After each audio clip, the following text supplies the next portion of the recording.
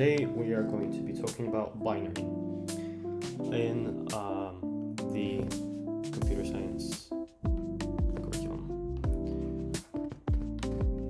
Binary. So, what is binary? Binary is a way to represent data. It's the way that computers represent data. Now, I will start from the very, very beginning of why binary is represented as it is and how it actually works. So, first of all, you must understand that computers operate on electricity. This is a pretty basic concept.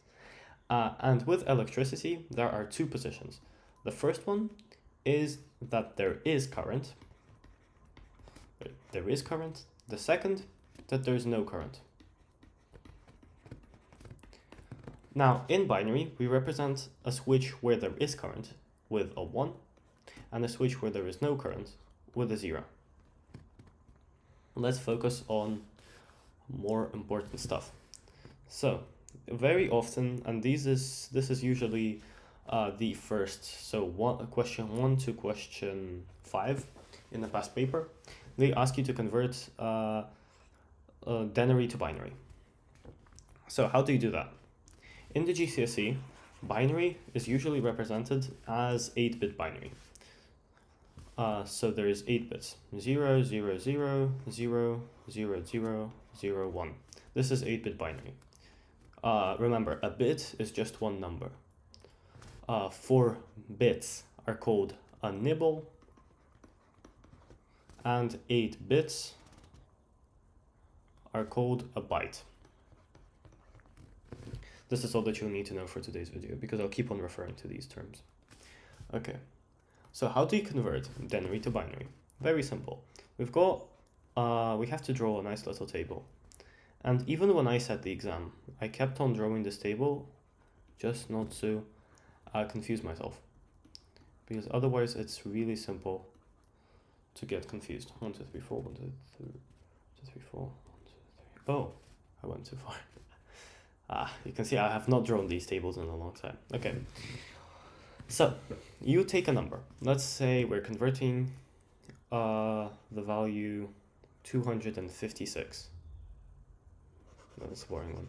Let's say we're converting 371 there into binary.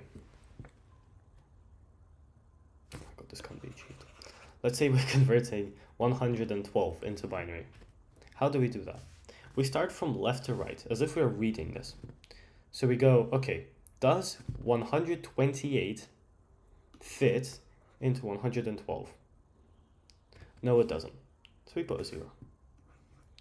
Yes, what's really important to notice is that this table was drawn in a way that every other value is the previous value times 2. So 2 is 1 times 2, 4 is 2 times 2, 8 is 4 times 2, etc, etc, etc. That's what each of these values represents. Okay. So now we go on to the next one. We go into 64. Does 64 fit into 112? Well, of course it does. So we put a 1, and now we have to do a bit of math. So what's 112 minus 64? Well, 112 minus 64 is simply, and I will not be, no, okay. I'll have to use my calculator for this, or I can just do it in my head. Yes, because in the actual exam, you're not allowed to have calculators. So in 0478, or in the other one, which I forgot, 0918, something like that. Correct me if I'm wrong. You are not permitted a calculator on both papers. So 112 minus 64 will be 36 plus 12, which is equal to 48. So you'll have 48 left over. Now this is a very important number. So now what we do is we check whether 32 fits into the number that we have left over, into 48. Now, of course, 32 does fit into 48, so we put a 1. Now we have to calculate the new leftover value. So we go 48 minus 32 is equal to 16. Nice. Does 16 fit into 16? Well, obviously it does. The leftover will simply be 0. Let's put that. Leftover will simply be 0. Obviously, none of these fit into 0. So this will be the binary for 112. Okay, so that's how you convert denary to binary.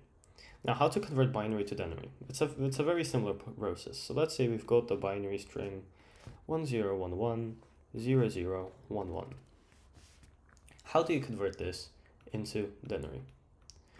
First, you take this binary and you put it into our magical table. So you literally write out 1, 2, 4, 8, 16, 32, 64, 128. Now you check where every single one of them, where every single bit in the binary is a 1. So here it's a 1. So let's draw a line over here. Here it's a 1, so we put a 1 over here. We put the value. Here it's a 1, so we put a 2 over here. 0 is 0. Here we've got 16. Here we've got 32. Here we've got 128. So now what you do is you just add all of these together. I'll add all of these numbers. So 128 plus 32 is equal to 160. 160 plus 16 is equal to 176. 176 plus 3 is equal to 179. Plus 3 because I just added these two together straight away. Okay. So yeah, that's how you convert binary to denary and denary to binary. What else is there that you need to know about binary? So one way to represent binary is called hexadecimal. And if you've ever built websites in your computer science classes in primary, you will have seen hexadecimal in color codes. Something like that. So you know how, for example, FFFFF is for the, and I wonder, there it is, the hex. So say if I select this color, for example, this color will have, okay, it doesn't give me the hex, but this color will have a different color code there, 4C5636. Now let's actually use this as an example. 4C5636. That's the hex code of this color. Now you might start to pick up on something. Hexadecimal, right? Something similar. So, and we will come back to this a bit later. Let's put this in a little box there. Okay, now I want this to return to block. There. Let's go. Okay, so what are hexadecimal? Now hexadecimal is used to abbreviate binary. So let's say we've got our binary string 110 1111. There, perfect binary string. So what we do when we want to convert it into hexadecimal is we split it in half, just like that. And now we do our table. Oops. We do our table, but we do our table again split in half. So we do 1, 2, 4, 8, and here we also do 1, 2, 4, 8. Now we try to figure out the sum as if we're converting these nibbles into binary. So 1 plus 2 plus 4 plus 8 is equal to 15. 2 plus 4 is equal to 6. So this is the first step. Now the next step requires knowledge of the binary, of the hexadecimal alphabet. Let's write this down here. Hexadecimal alphabet. So the hexadecimal alphabet is something absolutely necessary. And it is the following: 1, 2, 3, 4, 5, 6, 7, 8, 9, A, B, C, D, E, F. Now you might ask, right, why do we need this A? Why don't we just put 10? Well, we don't put 10 because 10 has two characters. 10 is 1 and a 0. And in hexadecimal, what we're trying to do is we're trying to abbreviate it. And having something like 10 might just confuse us with, oh yeah, there should be a 0 here, with 1, 0. So it's better to just use letters afterwards. No, that's what we do. So each one of these just represents a value. So 0 represents 0, 1 represents 1, etc., etc. A represents 10, B represents 11, C represents 12, D represents 13, E represents 14, F represents 15. Nice. So a 6 in hexadecimal alphabet is simply a 6. Just stays a 6, there it is. Now 15 changes. 15 becomes 10, 11, 12, 13, 14, 15. 15 becomes an F. So the hexadecimal for the binary over here would be 6F. Now let's return to our color code over here. 4C5636. And now you might start recognizing some things from the hexadecimal alphabet. And let's just have a look at how we would decode this code back into binary. So here, obviously, we have each one of these characters represents a nibble. So here we have 1, 2, 3 bytes. So this color is worth 3 bytes, and that's a lot of memory. Now, let's decode it step by step. Let's start from right, and then let's go to left. So a 6 in hexadecimal is just a 6 in binary. A 6 in binary is 0, 1, 1, 0. There. A 3 is 0, 0, 1, 1. Now we have another 6 over here, and that's just 0, 1, 1, 0 again. Then we have a 5. A 5 is 0, 1, 0, 1. Then we have a C. Now a C is one of the special characters, so let's have a look at which place it represents. And it represents, so this is 10, this is 11, this is 12. So the C represents a 12. Now a 12 in binary is 1, 1, 0, 0. And then we have a 4, and the 4 is 0, 1, 0, 0. Okay, so now let's start to get all of this binary all together. So first we start with a 4, 0, 1, 0, 0, then 1, 1, 0, 0, then 0, 1, 0, 1, then 0, 1, 1, 0, then 0, 0, 1, 1, then 0, 1, 1, 0. So this is the binary for the color that I used over here. Now, this very nicely shows why we use hexadecimal as programmers.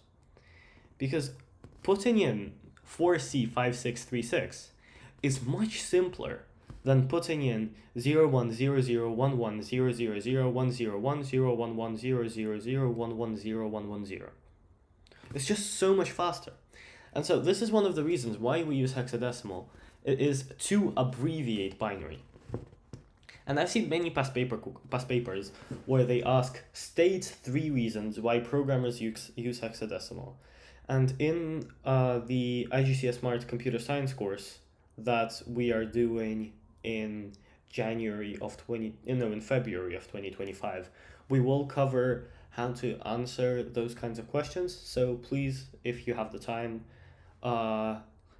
check the links in the description, because it will be a wonderful course, and yeah, you will enjoy it if you join them. Okay, now is there anything else to do with binary? Of course there is.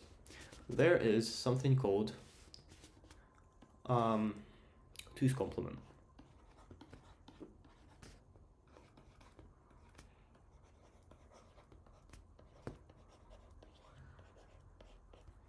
So 2's complement is the representation of negative numbers in binary. Because obviously binary can represent positive numbers, but how do we represent negative numbers in binary? Well, we represent them using 2's complement.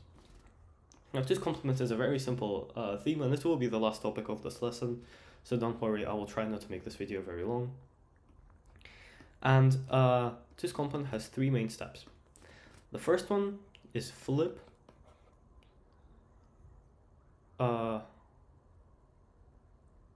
Oh, no, it just has 2 steps, yeah.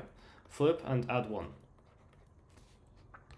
And on the on my mock exam for GCSE, computer science, I confused these 2 steps around, and I got that question wrong, and I was very mad at myself. So what do I mean by these 2 steps? So let's imagine that we have a binary string, 1, 1, 0, 1, 1, 0, 1, 1, 0, 0. Now, the first step is flip. So what do? We turn every 0 into a 1 and every 1 into a 0. So let's start from left to right. 0 becomes a 1, 1 becomes a 0, 1 becomes a 0, 0 becomes a 1, 0, 0, 1, 1. There. Now what we do is we add a 1. Now binary addition is a hard topic that I will cover in another lesson, but all that you need to know for now is that the result will look something. Oh my god, I need to do the binary addition as well. Will look something like that. There. Yeah, so this will be the negative representation of this binary. This isn't actually how computers represent it, which is funny, and you don't need to know this for the GCSE, but computers don't actually use 2's complement to represent it. 2's complement is more like a human way to represent negative numbers in binary. In a past paper question, in the one that I did, May, June of 2024, yeah, I'm pretty sure time zone 2, there was a very nice question in paper 1 where we were asked to reverse 2's complement. So we were given 1 0 0 1 0 1 1 0 0, and we had to reverse it to get the original binary. And I think that question was incredibly original because I got bored of just doing past paper questions where it was all the same. And this was the first time that I saw a question like that, which was interesting to solve. Anyways, I did promise that this would be the last topic for this lesson, and it is. Thank you for watching, and we hope to see you next time. Bye.